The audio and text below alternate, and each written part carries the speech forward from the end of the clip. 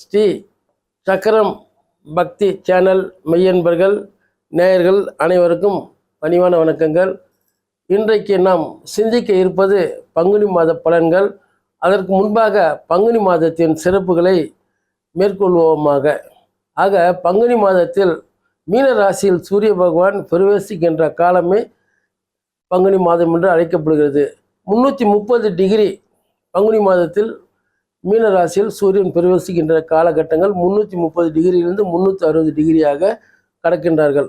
ஒரு நாளைக்கு ஒரு டிகிரி, அப்போ 30 டிகிரி என்றால் ஒரு மாதம். ஆக இப்படி இருக்கின்ற காலகட்டத்தில் அங்கு சூரிய பகவான் பிரவேசிக்கின்ற அந்த பங்குனி மாதம் எப்படிப்பட்டது என்றால், அந்த பங்குனி மாதத்தில் காரைக்கால் அம்மையார் முக்தி அடைந்தது. மகாவீர் ஜெயந்தினுடைய நினைவு நாள். மேலும் பங்குனி உத்திரம் வருகின்றது. அந்த பங்குனி மாதத்தில் முடிகின்ற நேரத்தில் ஸ்ரீ குரோதி ஆண்டு முடிவடைந்து விசுவ வசு ஆண்டு புது ஆண்டு பிறக்கின்றது. பங்குனி மாதம் முடிந்த பிறகு குரோதி ஆண்டு மறைந்து ஸ்ரீ விசுவ வசு ஆண்டு உதயமாகிறது. மாசி மாதத்தின் கடைசி ஞாயிறும் பங்குனி மாதம் கடைசி ஞாயிறு வரைக்கும் திருச்சியில் சமயபுரத்து ஆத்தா, உலகத்தையே தன்னுடைய உயிர்களாக கருதி கொண்டிருக்கும் சமயபுரத்து தாய் அவர்கள் உண்ணா நோன்பு இருந்து உலக உயிர்களுக்காக தான் உண்ணா நோன்பு இருக்கின்றார்கள். அது மிக சிறப்பாக மாசி மாதத்தின் கடைசி ஞாயிறும் பங்குனி மாதத்தின் கடைசி ஞாயிறு வரைக்கும் அந்த தேர் திருவிழா உற்சவங்கள் மிக சிறப்பாக சமயபுரத்து மாரியம்மன் ஆலயத்தில் நடக்கும். ஆக இதெல்லாம் பங்குனி மாதத்தின் சிறப்பு பலன்களாக நாம் கருத்தில் கொண்டு அடுத்தபடியாக நாம் பங்குனி மாதத்தின் 12 ராசிகளுக்கும் உண்டான பலாபலன்களை சிந்திப்போமாக.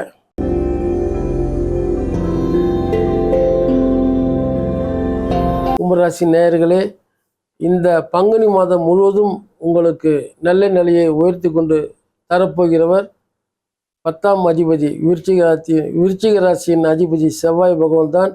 அவர்கள் கும்பத்திற்கு புத்திரஸ்தானம் என கூறப்படுகின்ற மிதுனத்தில் வலிமையோடு இருக்கின்றார்கள். அவர்கள்தான் செவ்வாய் பகவான் தான் உங்களுக்கு இந்த மாதத்தை பங்குனி மாதத்தை சிறப்பான மாதமாக கொண்டு செல்ல இருக்கிறார்கள். காரணம் என்னவென்றால், கும்ப லக்னத்திற்கு 10ஆம் அதிபதி தர்ம கருமாதிபதி யோகம் என்று சொல்லக்கூடிய சுக்கிரனும் செவ்வாயும் பார்த்தீர்கள் என்றால் குடும்பஸ்தானத்திலேயே சுக்கிரன் நல்ல நிலையில் உச்சமடைந்திருக்கிறார்கள். அது ஒரு பெரிய சிறப்பு தான் உங்களுக்கு. ஜீவனஸ்தானாதிபதி என்று சொல்லக்கூடிய 10ஆம் அதிபதியாக இருக்கின்றவர்கள் செவ்வாய் பகவான் உங்களுக்கு புத்திரஸ்தானத்தில் இருக்கின்றார்கள். நல்ல நிலையில் கோல்சாரங்களே மாத ஆரம்பத்திலேயே பங்குனி மாத ஆரம்பத்திலேயே உங்களுக்கு வெகு சிறப்பாக இருந்து கரம் பிடித்து அழைத்து சென்று கும்பராசிக்காரர்களுக்கு சிறப்பான பலனை தந்து கொண்டிருக்கிறார்கள். ஆக கும்பராசி ஏழரை சனியாக இருந்தால் கூட மகரம் கும்பம் அந்த ராசிக்காரர்கள் நல்ல நிலையில் தான் இருந்து இருக்கிறார்கள். ஏனென்றால் அந்த அந்த ராசி அதிபதியே ஏழரை சனியாக இருந்த காரணத்தினால் கூட ராசி அதிபதியாக இருக்கின்ற காரணத்தினால் அந்த மகரம் கும்பத்திற்கு எந்த விதமான பாதிப்பையும் தரமாட்டார்கள் என்பது என்னுடைய எண்ணம், சிந்தனை. ஆக அவர்கள் இந்த அசையாத சொத்தும் பெறுவார்கள். நல்ல ஒரு வளமான எண்ணங்களும் இருக்கும். அதே நேரத்தில் சில ஸ்பீடு பிரேக்கர் மாதிரி சில தடைகளும் இருக்கும். ஆக இந்த மாதம் அவர்கள் மிக சிறப்பாக நன்றாக இருக்கிறது. அவர்கள் எதை குறித்தும் கவலைப்பட வேண்டாம். ஆக இந்த கும்பராசி நேயர்கள் ஏழரை சனி என்பதை தவிர அது கூட இப்பொழுது அவர்களை விட்டு நகர்ந்து செல்ல போகின்ற ஒரு நிலையில் கூட அதிகமான ஒரு பாதிப்பு தெரியாது. முதல் சுற்று, 2ஆம் சுற்று, 3ஆம் சுற்று என்று 3 வகையான சுற்றுகளில் முதல் சுற்றுக்கு சற்று பாதிப்பு, 2ஆம் சுற்றுக்கு ஓரளவு, 3ஆம் சுற்று வருகின்ற அந்த ஏழரை சனி மகரம் கும்பம் ராசிக்காரர்களுக்கு எந்த விதமான பாதிப்பும் இருக்காது. ஏனென்றால் எத்தனை முறை திரும்ப அடிப்பது. ஆகவே போகிறது இந்த கிரகங்களே அவர்களை மறந்து மன்னித்து அவர்களை ஆசீர்வதித்து கொண்டிருக்கும். ஆக இந்த கும்பராசிக்காரர் நல்ல சிறப்பான நிலையில் இருப்பார்கள். அவர்கள் மகாலட்சுமி பூஜை செய்து வந்தால் மிகவும் சிறப்பாக இருக்கும். மற்றவர்கள் இழுபறியாக இருந்து வந்த பல நிகழ்ச்சிகள் கூட குடும்பத்தில் ஒற்றுமை நன்றாக இருக்கும். மாணவ செல்வங்கள் நன்றாக இருக்கும். உற்றார் உறவினர் அண்டை அயலார்கள் மற்ற எல்லோரிடத்திலும் கருத்து ஒற்றுமையும் நீடித்து நன்றாக இருக்கும். அவர்கள் வாழ்க்கையில் பல சிரமங்களை அனுபவித்திருந்தால் கூட அதையும் கடந்து இன்றைக்கு நல்ல நிலையில் அவர்கள் இருக்கிறார்கள். இதுதான் உண்மை. கும்ப ராசிக்காரர்கள் நன்றாக இருப்பார்கள்.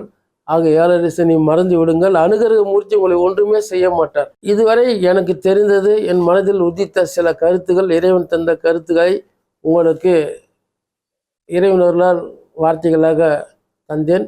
ஆக இது எல்லாம் எப்படி இருக்கும் என்று பார்த்தால், ஜனன கால ஜாதகம், கோல்சாரம் மற்றும் உடுமகா திசை, இந்த மூணுத்தையும் ஒரு ட்ரையாங்கிளாக கொண்டு வந்து அதுலேருந்து ப்ரொடிக்ஷன் கொடுக்கணும்.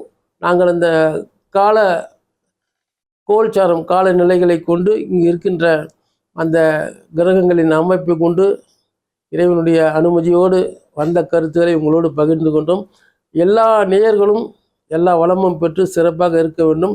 அதற்கு முன்னதாக கோல்சாரம் அதையும் கணக்கில் கொண்டு உங்கள் அருகாமையில் இருக்கின்ற உங்களுக்கு பிடித்த அந்த ஒரு ஜோதிடரும் சென்று கலந்தாய்வு செய்து இதற்கு என்ன செய்யலாம் என்று கேட்டு பரிகாரமாக நீங்கள் செய்தால் இன்னும் வளமோடும் சிறப்பாகவும் நீங்கள் வாழலாம்.